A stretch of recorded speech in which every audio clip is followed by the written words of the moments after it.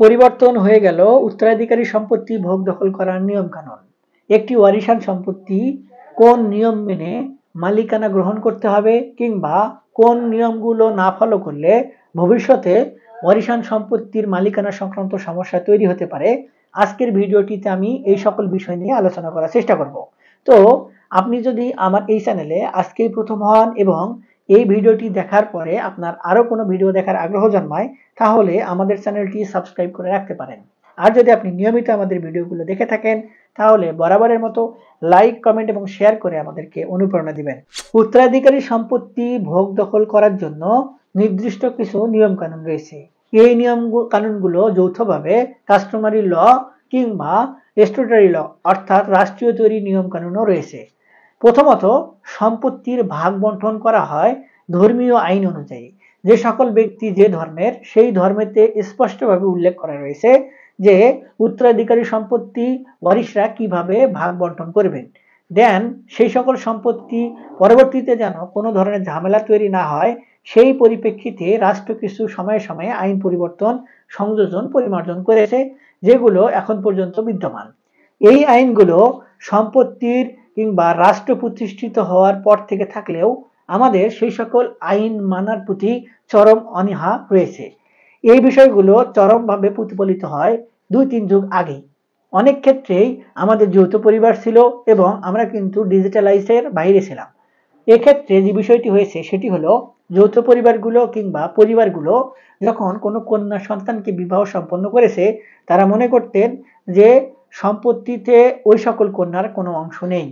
যদিও বা এই বিষয়গুলো সেই সময়ে ব্যাপকভাবে প্রচলিত ছিল না, কিন্তু অনেক পরিবারই কিন্তু ছিল, যার কারণে সেই কন্যা সন্তানের পরবর্তীতে যে সকল ওয়ারিশ রয়েছে কিংবা 2-3 প্রজন্ম পরেও এখন এসেও কিন্তু এই বিষয়গুলো নিয়ে দাবি তুলছে। এখন অনেক ভাই কিংবা অনেক বোন কিংবা অনেকজনই কিন্তু এই যে সম্পত্তিগুলো যেন কোনোভাবেই এই কন্যাদ্বয় কিংবা তার ওয়ারিশ এসে দাবি করতে না পারে, কিংবা তাদেরকে যদি কোনো ব্যক্তি প্রশ্ন করে যে আপনার সম্পত্তির ভাগ কন্যাদেরকে কেন দেওয়া হলো না, কিংবা আপনি সম্পত্তি একাই এই সকল ভোগ দখল করছেন কিনা, এই জন্যই তারা যৌথ খতিয়ানও কিন্তু উদ্ভব করেছিলেন এবং যৌথ খতিয়ানে অত্যন্ত চালাকির সঙ্গে সকল সম্পত্তি নিজের নামে করে রেখেছিলেন। তো এই যে বিষয়, এই বিষয়গুলো কিন্তু এখন আর চলবে না।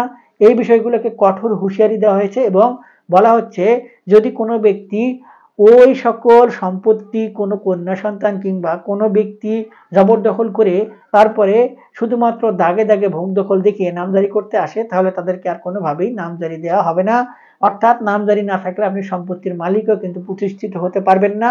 মালিকানা প্রতিষ্ঠিত অর্থাৎ নামজারি না থাকলে আপনি হোল্ডিং নাম্বার খুলতে পারবেন না, খাজনা প্রদান করতে পারবেন না। যদিও বা 2-3 যুগ আগে এটি ছিল এবং অনেক ব্যক্তি ওইভাবে সম্পত্তির নামজারি করে পরবর্তীতে রেজিস্ট্রেশন করে অন্য একজন ব্যক্তির কাছে হস্তান্তর করেও দিয়েছেন। এখন যে নিয়মটির কথা বলা হচ্ছে সেটি হলো, যদি কোনো ব্যক্তি ওয়ারিশান সম্পত্তি ঠিকঠাক মতো মালিকানা প্রতিষ্ঠিত করতে চায়, তাহলে সকল ওয়ারিশদের ঠিকঠাক মতো ভাগ বুঝিয়ে দিতে হবে এবং সকল ওয়ারিশরা মিলে সর্বপ্রথম যে ব্যক্তির থেকে সম্পত্তির অংশ পাবেন সেই ব্যক্তির মৃত্যু সার্টিফিকেট সংগ্রহ করতে হবে। দেন ওই ব্যক্তির সাথে যে সকল ব্যক্তি সম্পত্তি অর্জনের কথা বলছেন সম্পর্ক কি, এটির জন্য একটি ওয়ারিশান সনদ সংগ্রহ করতে হবে। দেন সেই ওয়ারিশান সনদে কোনো ব্যক্তি বাদ পড়লেও চলবে না, প্রত্যেক ওয়ারিশকে অংশীদারিত্ব থাকতে হবে এবং সকল ওয়ারিশরা মিলে কে কতটুকু সম্পত্তি পাচ্ছেন সকলে মিলে সমঝোতা করতে হবে। এই সমঝোতা হয় তারা আপোষ বণ্টনের মাধ্যমে করতে পারবেন। যদি আপোষ বণ্টনের মাধ্যমে না হয়, তাহলে তাদেরকে আদালতের আশ্রয় পর্যন্ত নিতে হবে। যদি আদালত থেকে সমাধান করে দেওয়া হয়, তাহলে যে যেভাবে পাবেন সেইভাবেই একটি ওয়ারিশান বণ্টন দলিল তৈরি করতে হবে, কিংবা আদালতের নির্দেশনাটি মেনেও আপনারা সম্পত্তি কিন্তু পরবর্তীতে হস্তান্তর কিংবা মালিকানা অর্জন করতে পারবেন। তো আপনারা যখন আপোষ বণ্টন দলিল কিংবা বাটোয়ারা দলিল তৈরি করবেন, তখন সেই বাটোয়ারা দলিল নিয়ে গিয়ে সাব রেজিস্ট্রি অফিসে নির্দিষ্ট ফি পরিশোধ করে সকলে মিলে রেজিস্ট্রেশন প্রক্রিয়া সম্পন্ন করতে পারবেন। দেন এই রেজিস্ট্রেশন প্রক্রিয়া সম্পন্ন করার পরে আপনাদেরকে কিন্তু নির্দিষ্ট তামাদির মেয়াদ দেওয়া হবে। সেই মেয়াদের মধ্যে যদি কেউ অভিযোগ জানায় যে আমাকে ঠকানো হয়েছে, আমাকে ভুলভাল বোঝানো হয়েছে, তাহলেও কিন্তু ওই বাটোয়ারা দলিল কিংবা বন্টন দলিল বাতিল হয়ে আবার নতুন করে নিজেদের মধ্যে সমঝোতা করতে হবে। এক্ষেত্রে আদালতের রায় কিন্তু কোনো সুযোগ নেই, তবে নিজেদের মধ্যে করলে এই সুযোগটি রয়েছে। দেন আপনারা সেই বাটোয়ারা দলিল কিংবা বন্টন দলিল যখন রেজিস্ট্রেশন করবেন, করে ফাইনাল কপি হাতে পাবেন, সেই ফাইনাল কপি দিয়েই শুধুমাত্র আপনারা নামজারির জন্য আবেদন করতে পারবেন। এক্ষেত্রে ওয়ারিশ সম্পত্তির ক্ষেত্রে আর যৌথ খতিয়ান করে দেওয়া হবে না, সকলকেই যার যার অংশ অনুযায়ী নামজারি করে নিতে হবে পৃথকভাবে। দেন আপনারা ওই সকল নামজারির মাধ্যমে পরবর্তীতে আপনার সম্পত্তির হোল্ডিং নম্বর খুলবেন। তারপরে পরবর্তীতে আপনার খাজনা পরিশোধের কিংবা আপনার ওই সম্পত্তির অনুকূলে যে পরিমাণে খাজনা নির্ধারিত হবে সেই পরিমাণে খাজনা পরিশোধ করতে হবে।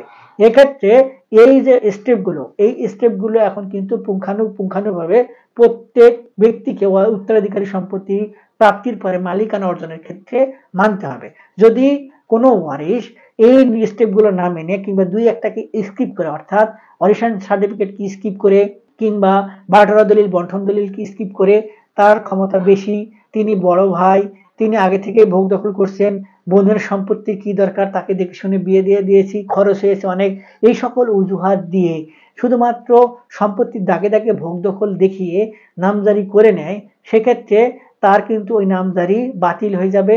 কিংবা যদি কোনো ভূমি অফিসের কর্মকর্তা কর্মচারী শুধুমাত্র এই দাগে দাগে দেখে নামজারি করে দেয়, তাকেও কিন্তু ওই সকল সম্পত্তির ক্ষেত্রে নামজারি করে দেওয়ার জন্য দোষী সাব্যস্ত করে চাকরির থেকে বরখাস্ত সহ শাস্তির আওতায় নিয়ে আসার সুযোগ রয়েছে।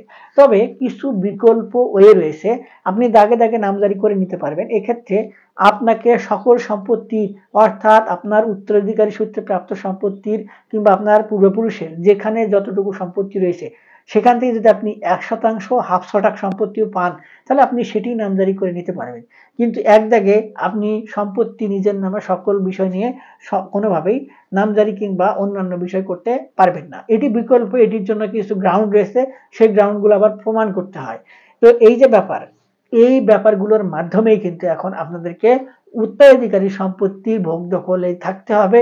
যদি কোনো ব্যক্তি এই সকল নিয়ম কানুন না মেনে শুধুমাত্র ভোগ দখল করতেই থাকে, কিন্তু কোনো ডকুমেন্ট সংগ্রহ কিংবা এই যে ওয়ারিশান সনদ, বন্টন দলিল, বাটোয়ারা দলিল, ভাগ বন্টন, নামজারি, খাজনা না দেয়, তাহলে এই বিষয়গুলো কিন্তু এখন আর ভালোভাবে নেওয়া হচ্ছে না। বলা হচ্ছে আপনার নামজারি ছাড়া সম্পত্তির খাজনা দিতে পারবেন না। যদি আপনি নামজারি করতে চান তাহলে আপনাকে অবশ্যই বাটোয়ারা দলিল লাগবে। যদি বাটোয়ারা দলিল রেজিস্ট্রেশন করতে চান তাহলে আপনাদেরকে ওয়ারিশান সনদ লাগবে। তো একটার সঙ্গে আরেকটি কিন্তু পরিপূরক। তাই উত্তরাধিকারী সম্পত্তি ভোগ দখল করার ক্ষেত্রে আপনাদের সকলকেই এখন থেকে এই সকল নিয়ম মেনেই তারপরে ভোগ দখল করতে হবে। আশা করি ভিউয়ার্স আপনারা বিষয়টি বুঝতে পেরেছেন। তারপরে যদি এই সকল বিষয় নিয়ে আপনাদের আরো কোনো কিছু জানার থাকে কিংবা বোঝার থাকে, একজন ভালো আইনজীবীর পরামর্শ গ্রহণ করতে পারেন। আজকে এ পর্যন্তই, দেখা হবে সামনে নতুন কোনো ভিডিওতে। ততদিন পর্যন্ত ভালো থাকবেন, ধন্যবাদ।